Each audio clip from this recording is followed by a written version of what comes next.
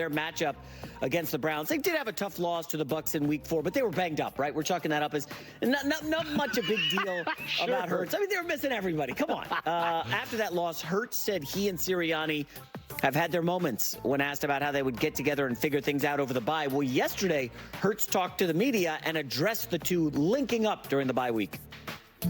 We're the two leaders of the team, and I'm happy and fortunate that, we were able to come together in harmony and have the same goal in mind and trying to get this thing right. I got a ton of confidence in him, a ton of confidence in what he brings and everything he's been able to accomplish. We've experienced different levels of adversity together, and we're excited for what's to come. Okay. All right, because for the record, if you polled me and people today in the NFL, who's the next coach to get fired? If the Eagles lay an egg off a bye. No, come on. No, timeout. They better not. If they do, Sirianni's getting fired. That's your bold prediction? Well, bold? They wanted him run out 2 weeks ago. You think if they lose this game? I think if they lay an egg, he's out. Wow. But with timeout. You're a Jet guy. Your guy just got fired after a great performance. Philadelphia. Wait. How is it a great performance if you lose? I mean, you lost to the Vikings. Spirited performance. If you played Kasparov in chess and it took him 6 hours to beat you, that's a great performance by you. I don't know if he's still living, but you get the point. my son, the chess player, is not happy with that Kasparov reference. Anyways, Colin, you're right. This is a get-right spot for the Eagles. This line tells it. It's going to keep going up. The Browns are really banged up. I don't think they're quitting on Stefanski. It looks like there's almost a quiet quitting on Deshaun Watson. Yes. And I don't know how you fix that if you're Stefanski. The owner kind of made the bed, and there's a lot of numbers that say Watson has been one of the worst quarterbacks in the league this year, like Bryce Young level bad. So you're right. I think the Eagles should win this. I just if they win a close one, is he in trouble? No. But if they go lay an egg here, offensive coaches with star quarterbacks off a bye, getting healthy, should not only win, but look good winning against maybe the worst team in the league. And we just saw division. That's injury ravaged. Yeah. Washington in the Eagles division just absolutely destroyed the Browns. Dallas destroyed the Browns. That's a good point. The Browns' only win is over the Jags, who were winning. So think about this. Didn't the Giants beat the Browns?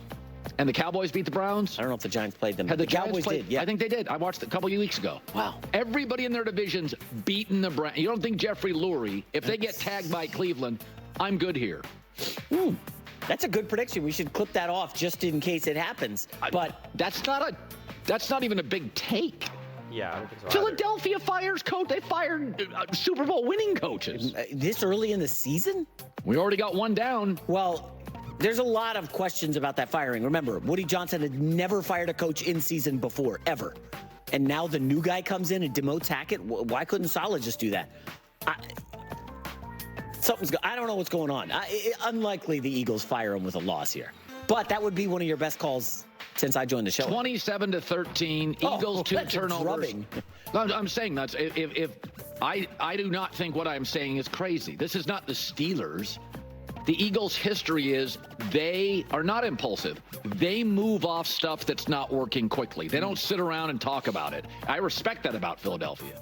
That would not firing Saleh was viewed in the league at The Athletic as like weird. Okay, if you lay a stinker and get beat by Cleveland and you poll the same executives, they would say this. Yeah, Sirianni lost the team. My buddy Dave Wanstead always says this. You can lose games. You can't lose the team. I don't think Saleh lost the team. I can tell he didn't because I see how hard they played against Minnesota. Right. He didn't lose the team. The team was playing their butts off in New York, in London. But if you get smoked by Cleveland, you have lost Jalen Hurts in the offense. At home, too. That would be a bad look. Next up, let's stay on the... Yeah. So let's talk about this. I totally, wholeheartedly agree with everything Colin just said. If they lay an egg, and they're at home, I don't see how Sirianni would not get fired. If they lose this game 14-10, 14-10, it's just he's getting fired. I mean, I just can't see it, let alone if it was like actually a legitimate blowout of some sort. I would be stunned if Sirianni somehow was able to survive that. But what was interesting is what Jalen Hurts said. He said it was good during the bye week. We were able to come together harmoniously. Or he said harmoniously or in harmony or of some sort. And that stood out to me because that means things weren't going well.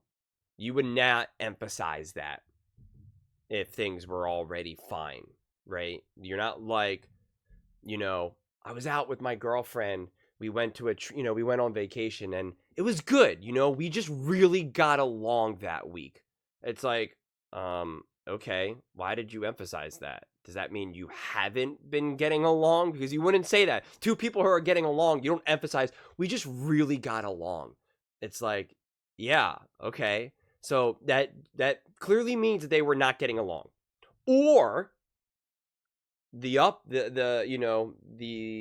bosses of the bosses are like, yo, you need to say that you got to somehow emphasize that you and Sirianni are good, that everything's fine. All right. We need to stop this whole, you have a rift. Okay. So one of those two things happened. They've either obviously have been legitimately having issues.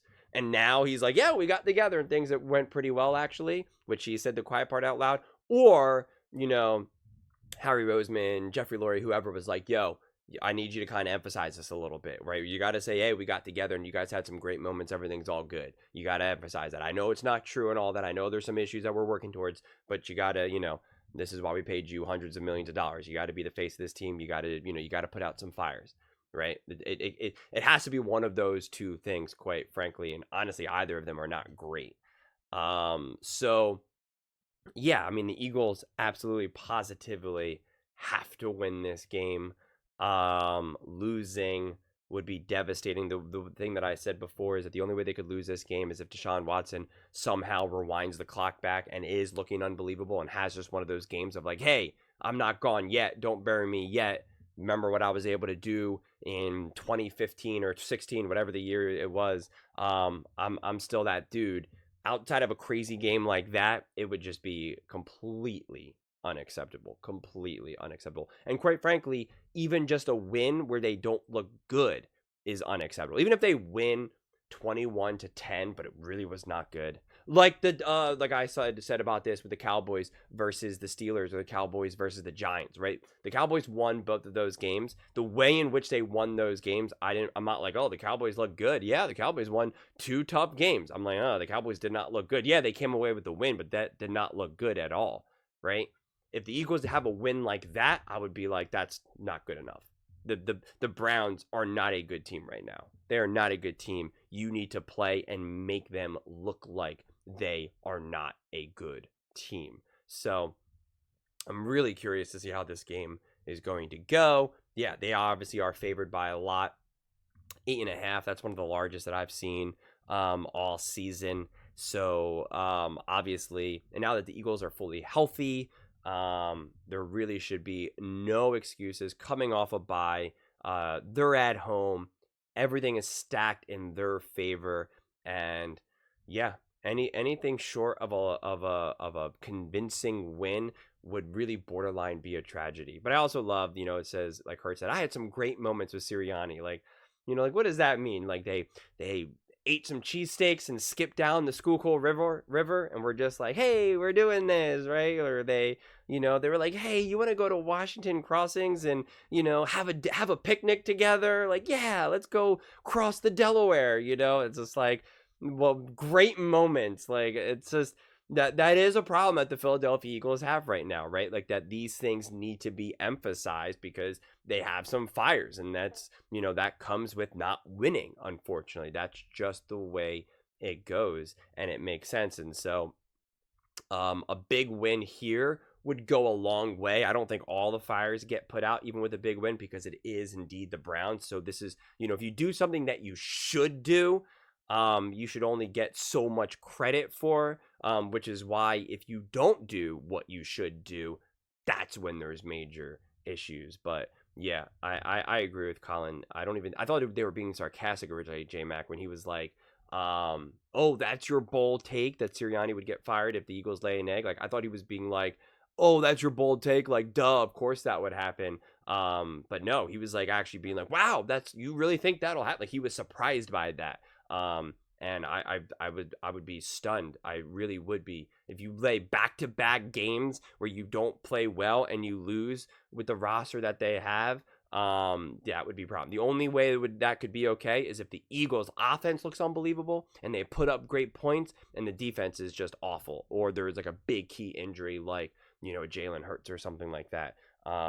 Then maybe he gets saved even in a bad loss. But yeah, anything outside of that, I think he would be gone. The real question is, where would they go? Who would they elevate? That would actually be the more interesting question. Is it Kellen Moore? Is it Fangio? Do they go out and immediately try to hire someone like a Belichick, whatever it may be? But yeah, we can cross that road if that happens, but should be very unlikely that it does. But those are just my thoughts. I'd absolutely love to hear yours. What do you guys all think about the Philadelphia Eagles, Jalen Hurts-Sirianni, and the game versus the Browns? Let me know in the comments below. I read every single comment, so whether you agree with me or disagree with me, either way, let's get in some discussions, let's get in some fights, but ultimately, let's just have some fun. And please do consider subscribing. We are building an amazing community here, and I'd absolutely love to see you part of it. I want to build something that we all genuinely feel connected to, something that we're really excited to be part of, and I think we're well on our way to doing it. And please don't forget to give this video a thumbs up, as it really does help the visibility and the algorithm. Thank you so much, and see you next time.